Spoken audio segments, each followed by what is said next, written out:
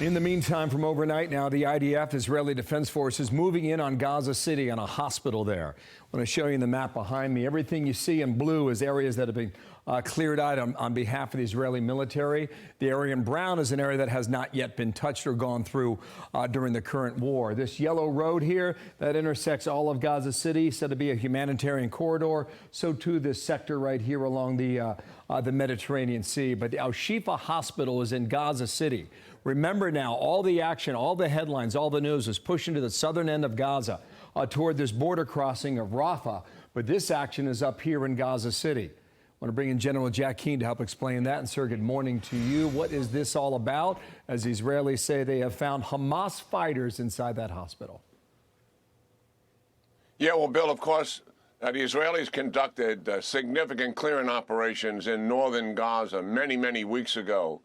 But given the scale of what they're dealing with, it's impossible for them to occupy all the territory that they cleared out the Hamas fighters. So what we have here is Hamas re-infiltrating the Al-Shifa hospital, something the Israelis had been through and actually had occupied for a number of days, if not weeks, because of the complex tunnels that were underneath it. So it's not surprising that Hamas comes back. And where do they do it? Last week, up in the northern part of Gaza, the IDF was going into a school, which obviously raises everybody's eyebrows. Nobody wants a war being fought over a school. Well, we don't want it being fought over a hospital either. But Hamas chooses these sites purposely because they will shield them from IDF operations. And also, it enhances international condemnation of what the Israelis are doing.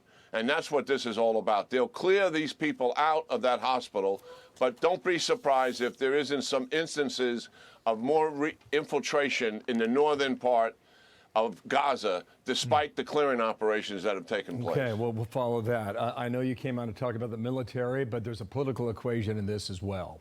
When you think about Chuck Schumer's comments last week on the floor of the Senate, talking about the Israelis losing their confidence in Benjamin Netanyahu, urging them to hold a new election soon.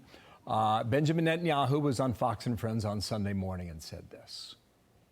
I think Schumer's statements are wholly inappropriate.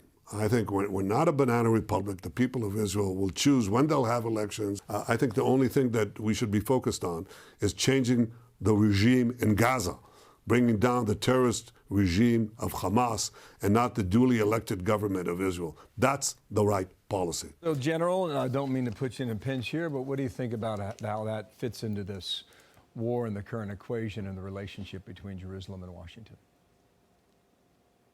Yeah, well, certainly. This has got it into public spaces now. I mean, we've known for many weeks that the administration disagreed with how the IDF and Prime Minister Netanyahu was conducting military operations, something I think they should have stayed out of and left that up to the IDF and their national leadership. And now we have Schumer actually calling for the removal of the Prime Minister by holding elections prior to the time they would likely have them themselves. I think that's pretty shameful, and this is a close ally of ours, and actually doing something like that plays right into the hands of the Hamas. Why is that?